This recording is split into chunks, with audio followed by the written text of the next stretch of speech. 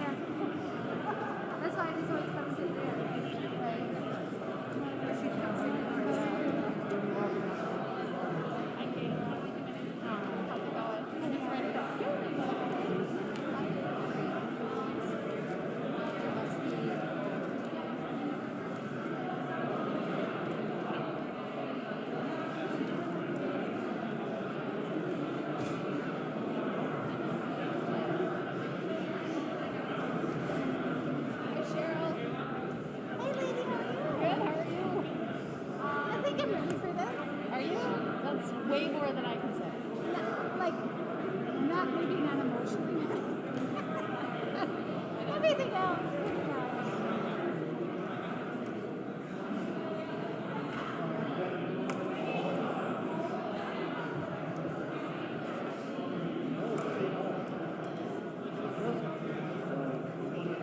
I got kicked out already.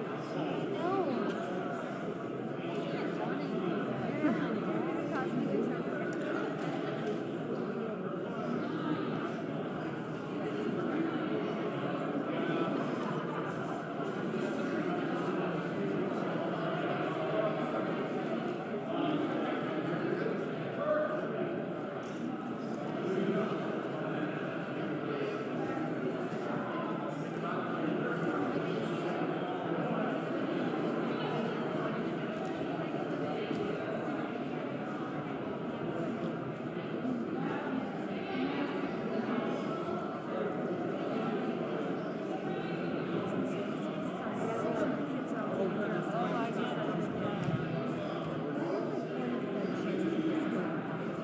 No, Moeller. Just Keller. It's say Taylor, Helly, and Helly. Yeah. You got what?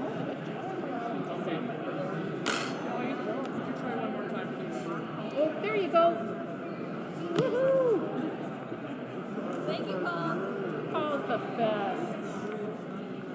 All right, then I'm gonna drop these. He signed two. I'm on the subcommittee for water, and so this is a voluntary well testing. It's just appropriations to a voluntary program through the Department of Health.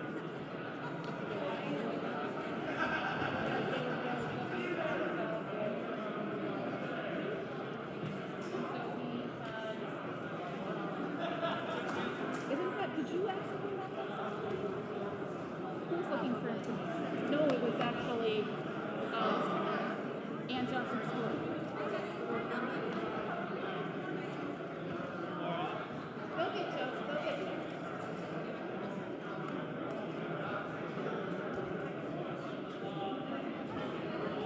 What's wrong? Heather, what's wrong? You all right? Okay. Kelly Mueller said I hear you on TV. That's super funny.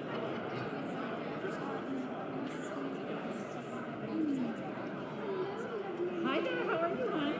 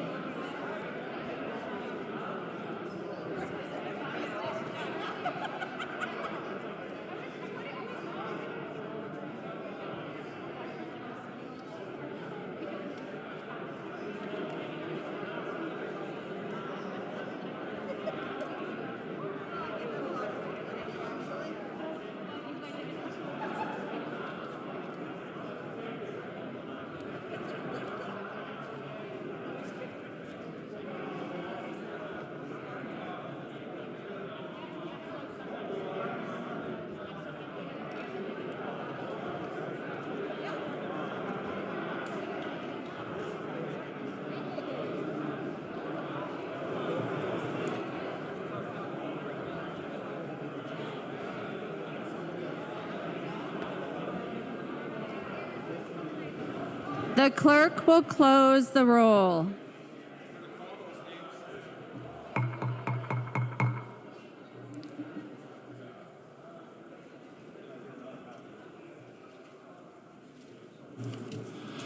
Drazkowski.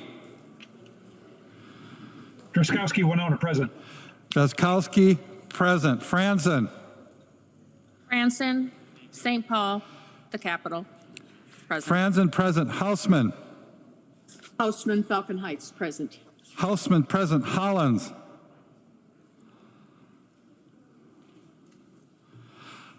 Hollins. Keel. Keel, Keel, Hammond Township, present. Keel, present. Mason. Mason Egan, present. Mason, present. Nelson N.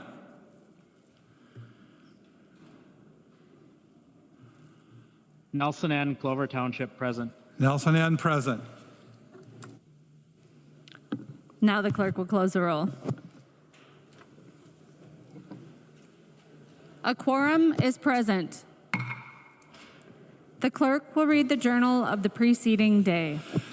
Journal of the House, 92nd Session, 2021, 60th day, St. Paul, Minnesota, Monday, May 17th, 2021. If there is no objection, further reading of the journal will be dispensed with, and the journal will be approved as corrected by the chief clerk.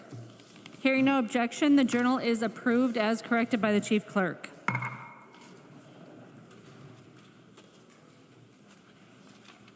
Reports of standing committees and divisions. A copy of this order of business is online. If there's no objection, the reports will be adopted. Hearing no objection, the reports are adopted. Second reading of House files. Second reading of House File number 2632. Second reading. Introduction of bills. The following House files have been offered for introduction today. The chief clerk will report the House files and give them their first reading. Introduction of first reading of House Files 2654 through 2925.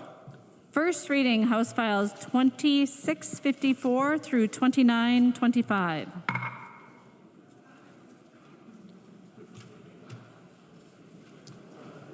Motions and resolutions. There are copies of the non-controversial motions at the House desk and online. If there is no objection, we will take action on these motions first. Hearing no objection, the motions prevail.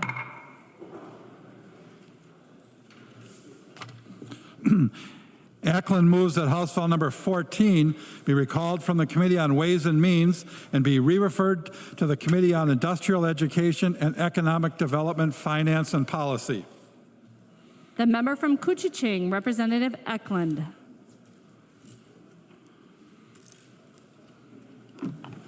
Thank you, Madam Speaker. I've spoken to both chairs, and that is my motion. Any discussion to the motion? Hearing none, all those in favor, please say aye. Those opposed, please say no. The motion prevails. Pulowski moves that House File number 380 be recalled from the Committee on Ways and Means and be re-referred to the Committee on Industrial Education and Economic Development, Finance, and Policy. The member from Winona, Representative Pulowski. Thank you, Madam Speaker. House 380 came out of the Winona mini session in October of 2019. It reestablishes licensure and certification for what we used to call industrial arts teachers. It was funded during the special session, not during the regular session. The bill is being returned to the Industrial Education Committee because we are going to have a hearing from Winona State and the Southeast Technical on the status of that reestablishment. And then if we need to do any adjustments, the bill will be there for adjustments. Any discussion? Hearing none, all those in favor, please say aye. Aye. Those opposed, please say no. The motion prevails. Bernardi moved that House File number 2655 be recalled from the Committee on Education, Finance, and be re-referred to the Committee on Early Childhood, Finance, and Policy. The member from Ramsey, Representative Bernardi. Thank you, Madam Speaker. And this bill, House File 2655, is recalled from the Committee on Education, Finance, and moving into the Committee on Early Childhood, Finance, and Policy. And this one relates to making it permanent for the expansion of the voluntary pre-kindergarten and school readiness plus program. And the two chairs of the committee have agreed to move this to the other committee. Thank you. Seeing no discussion, all those in favor, please say aye. Those opposed, please say no. The motion prevails. Katiza-Watun moves that House File number 2660 be recalled from the Committee on Education, Finance, and be re-referred to the Committee on Early Childhood, Finance, and Policy. The member from Hennepin, Representative Katiza-Watun. Thank you, Madam Speaker. This is a bill having to do with Head Start, and so it should move from Education, Finance, and Policy to the Early Childhood Finance and Education Policy Committee. I've spoken to both chairs, and that is my motion. All those in favor, please say aye. Those opposed, please say no. The motion prevails. Announcements. I recognize the member from Ramsey, Representative Thompson, for a point of personal privilege. Thank you, Madam Speaker. Members, I, Representative John Thompson, raised, and I was hoping that Representative Lucero was here. I called Representative Lucero racist on the floor. I want to stand up and apologize before the House. Certainly, speaking to some pastors here in Minneapolis who assured me I was wrong about Representative Lucero. Not only post-George Floyd was Representative Lucero one of the first to help over in Minneapolis, but one of the first to open his wallet. It's one of the Reverends Tim Christopher shared with me about Representative Lucero. But these were not words that I intended also. These are words that I uttered when I felt personally attacked by Representative Lucero. This was inappropriate and it was a hurtful speech that was probably out of order. So Representative Lucero, I want to apologize for calling you a racist on the House floor and also apologize for failing to be courteous. And actually, showing respect to the House of Representatives, I want to say I'll personally apologize and reach out to Representative Lucero. I think it takes a man to stand up and admit when he's actually wrong for something. So I want to apologize to the representative, and hopefully he'll accept my apology. Thank you.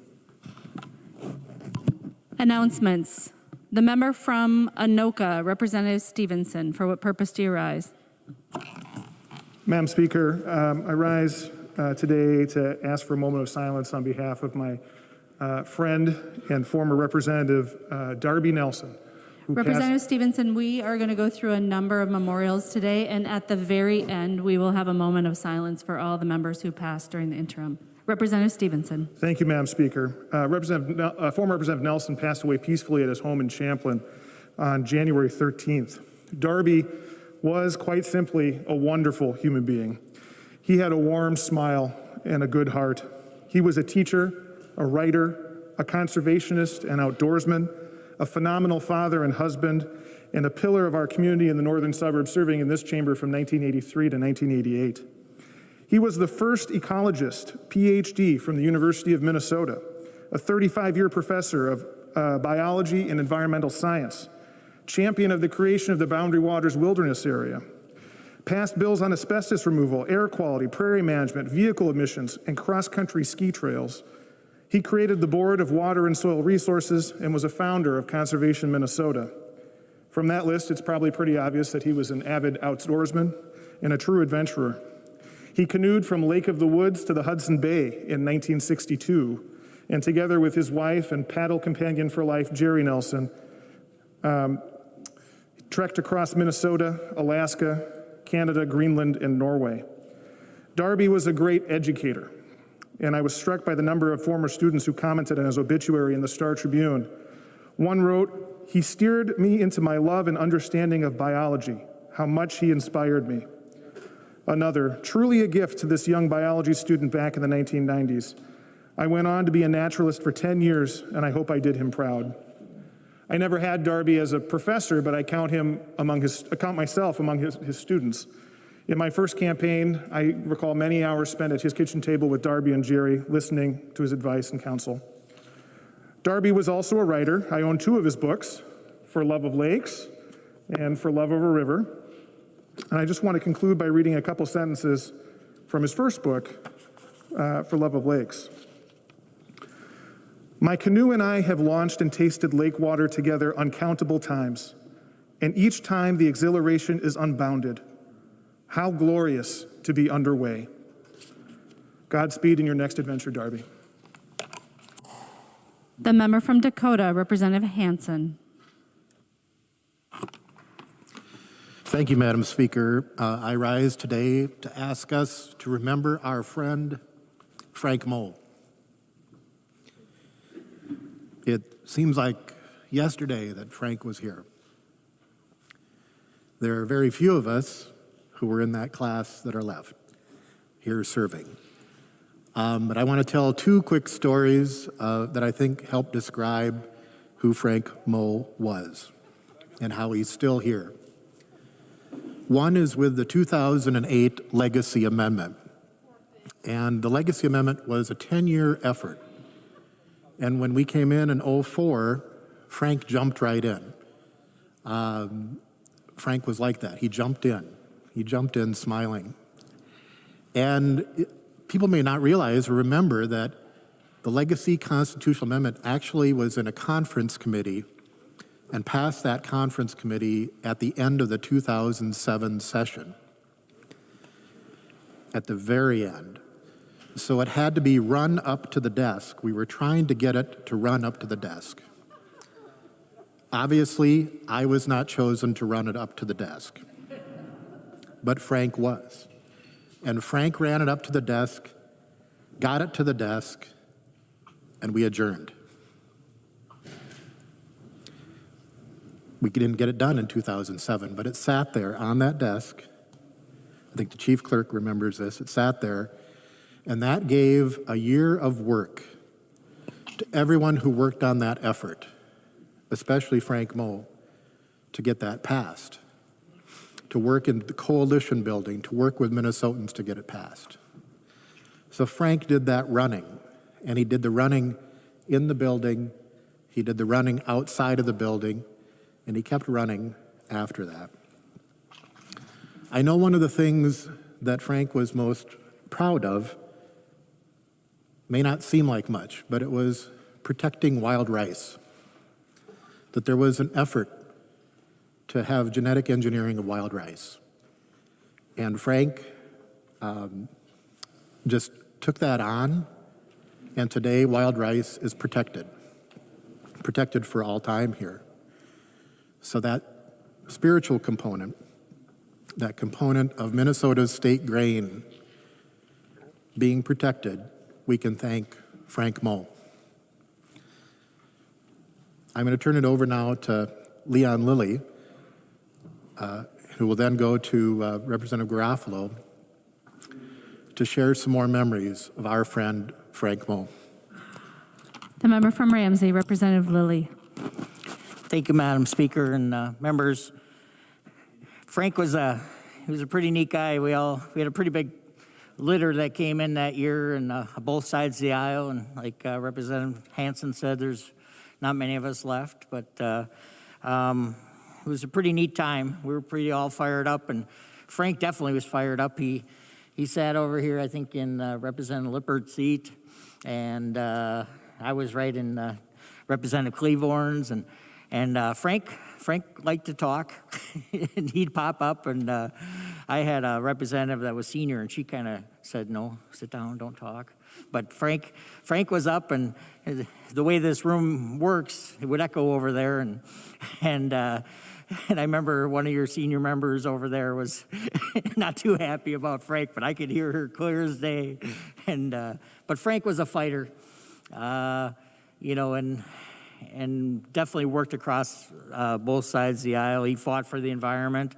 I'm glad Representative Hansen told some of the legacy story, and I'm lucky enough to be chair right now, but that's really for all of us. And Frank really fought on that early, as did you, Representative Hansen, and others.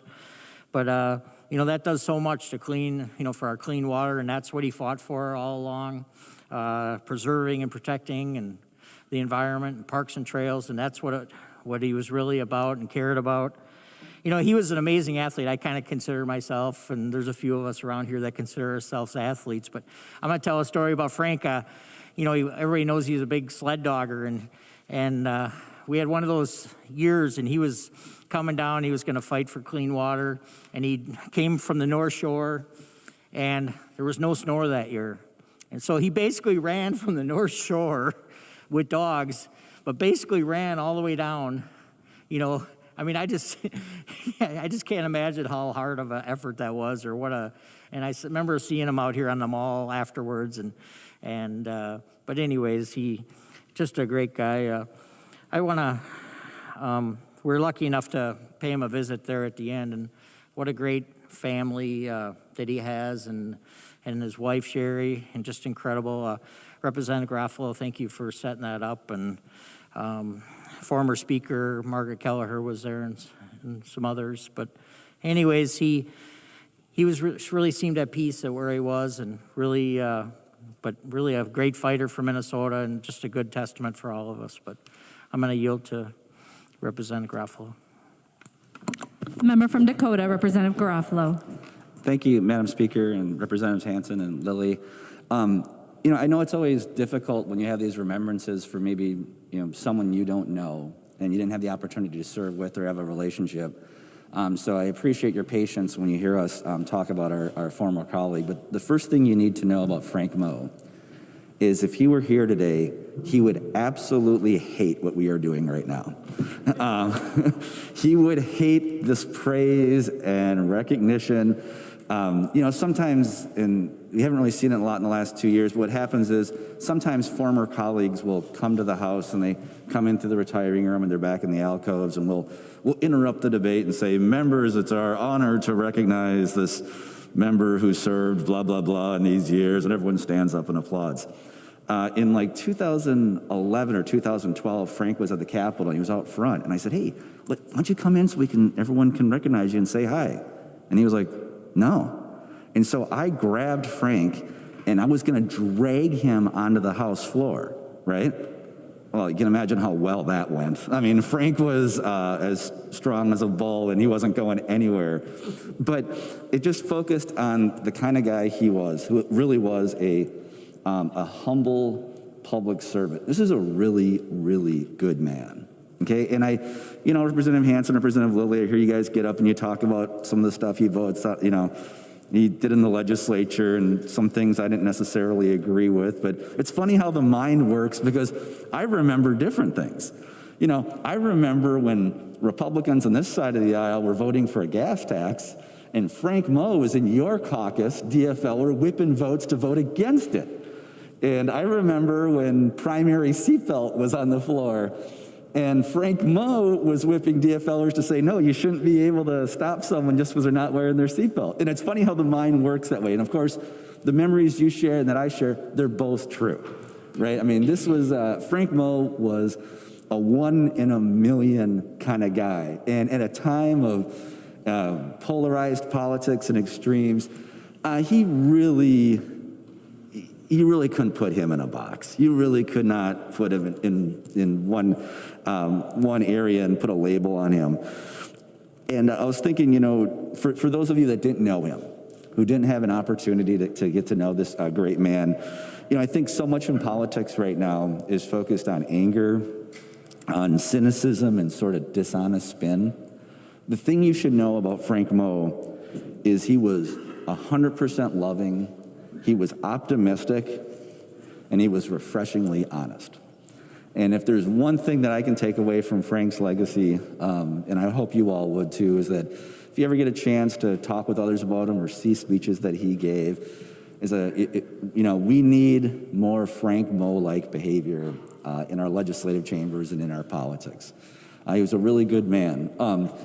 I don't know if anyone's going to be making an announcement, but this Saturday, his funeral is up north in Hovland Township. To his wife, Sherry, I apologize if it's not a public ceremony and I'm announcing it, but so his funeral is this Saturday. It's quite a ways away, but I'm hoping some of our colleagues and I that we're going to have an opportunity to go up there and see him. Frank was a great man, okay? And again, we need more of him. So on behalf of this institution, to my friend Frank, to his wife, Sherry, Frank, we dearly, dearly miss you. I love you, man, and we'll see you on the other side. Thank you, Madam Speaker. The member from Sherburne, Representative Wolgamott. Thank you, Madam Speaker. I rise to honor the life and legacy of a former member of this body, Representative Jim Peeler, who died at age 17 at his home in St. Cloud on Wednesday, September 22nd. Madam Speaker, Jim wasn't just a constituent of mine, he was a role model for me. He got elected to the House, just like me, started running for office right after he graduated from college. And so when I first started running, I reached out to him to get his advice, to get his support, and he was so encouraging, so positive at uplifting not only me, but all kinds of young leaders in the St. Cloud area. He had a passion for service both in this chamber and outside of it. He was a proud St. Cloud State graduate. Like I said, started running for the House as soon as he graduated in 1967. He wound up getting elected in 1972. He served here for 4 terms. Then he went on to the Senate to be the chair of the Senate's Education Committee, where he was well known as a fighter for Minnesota's educators, for Minnesota's students, and making sure that our schools got the funding that they needed. He retired in 1990, but he wasn't done making a difference for students. In fact, he went right back to being a professor at St. Cloud State and was soon elected to be the president of the local faculty organization, and then went on to serve as president of the entire interfaculty organization, standing up once again for students. Once he left his career in higher education, he then continued to serve on many community boards, foundations, charities, always giving himself to the community and always standing up for students in St. Cloud. My heart goes out to his entire family, including his wife, Beverly, who is also a great public servant.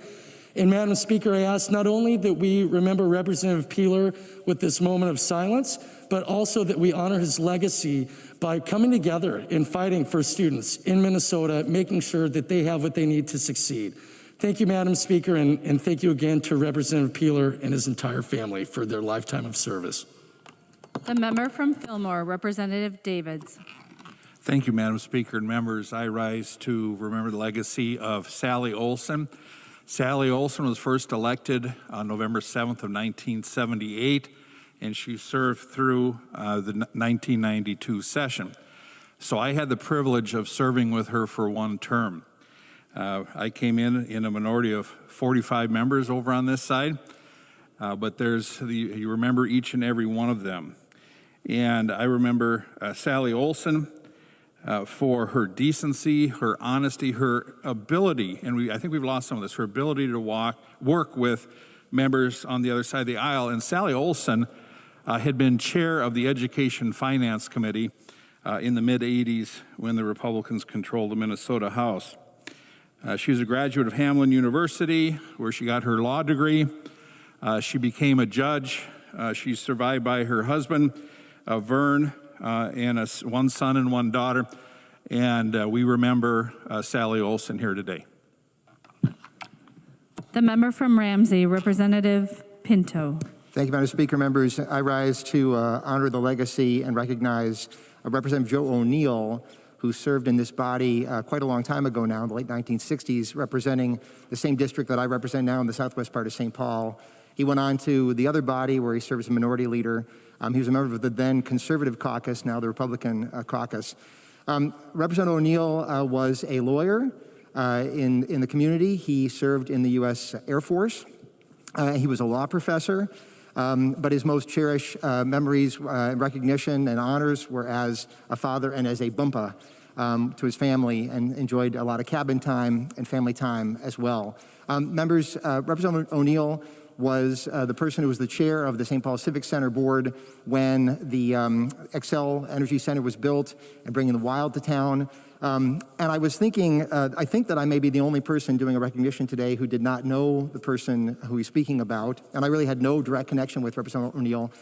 This gave me an opportunity to think about his motto, which was that community service is the wage that we pay as citizens.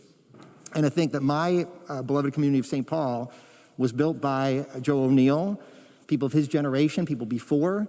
And it seems to me, members, that our great work that we can do to honor not only Joe O'Neill, but these other people today, is while we're in the legislature and when we're not in the legislature, to be paying that rent, paying that wage, doing that work as citizens, so that those in future generations can look back and can live off the legacy and the work of those people. And so I'm proud to be standing up here to recognize Joe O'Neill. I urge you to do that work as well. Thank you, Madam Speaker. The member from Hennepin, Representative Acom. Thank you, Madam Speaker. I rise today to honor former Representative Douglas Ewald. He served in the Minnesota House for 4 terms, representing Minnetonka from 1974 through 1982, and passed away at the age of 84 on October 20th, 2021. While I didn't have the good fortune to know Representative Ewald, I did go to school with his son Tom and graduated with Tom. So over the weekend, I reached out to Tom and asked him a little bit about his father. And what he said was that his father loved all of Minnesota, from the North Shore to the Landscape Arboretum, and most especially the University of Minnesota. And at his memorial service, they even sang Hail Minnesota and the U of M Rouser. And so I thought that just really spoke to not only his dedication, but to maybe some lightheartedness to it as well. He told me that he loved his time in the Minnesota House, and that it was a time when Republicans and Democrats were a little more cooperative with each other, and that they were actually friends. We can all hope for that and work toward that. His service to Minnesota is greatly appreciated, and he will be missed. Thank you. The member from Winona, Representative Pulowski. Thank you, Madam Speaker. I rise today to talk about Representative Norm DeBleek. He was elected in 1986. In my class, there were 18 of us that restored the DFL majority. That may be the only partisan thing you can say about Representative DeBleek. He was the most unpartisan person I perhaps have served with. His focus was always on his district, and you can tell it by the committees he served on: agriculture finance, agriculture farm programs and policies, government operations, local and urban affairs, transportation safety. He would continually remind us about we represent a district, and that is why we were elected. We were given the name, the 18 of us, the Brat Pack. And when we would meet, he would also remind us he didn't like the name, and he wasn't a brat. He was representing his district. If we're going to remember Representative DeBleek, we should remember him as perhaps the model public servant. He came to the legislature to serve his district in the state, and that he did very well.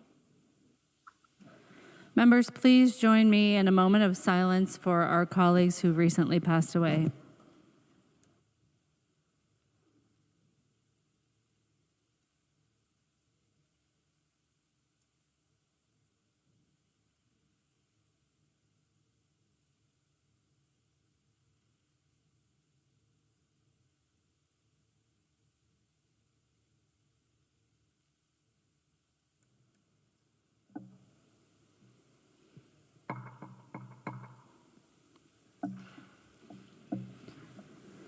Any further announcements? Representative Winkler. Madam Speaker, I move that when the House adjourns today, it adjourns until 11 a.m. Tuesday, February 1st, 2022. Representative Winkler moves that when the House adjourns today, it adjourns until 11 a.m. Tuesday, February 1st, 2022. All those in favor, please say aye. Those opposed, please say no. The motion prevails. No. Representative Winkler. Madam Speaker, I move that the House do now adjourn. Representative Winkler moves that the House do now adjourn. All those in favor, please say aye. Aye. Those opposed, please say no. The motion prevails. The House stands adjourned until Tuesday, February 1st at 11 a.m.